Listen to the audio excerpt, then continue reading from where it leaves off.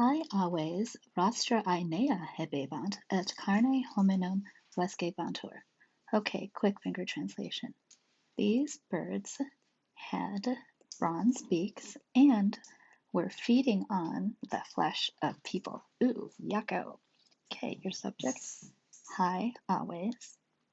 Your direct object, right here. Notice this is accusative, but it ends in A because rostra is a neuter noun. And Vescebantur, ooh, that's an introduction to one of the filthy five Latin verbs.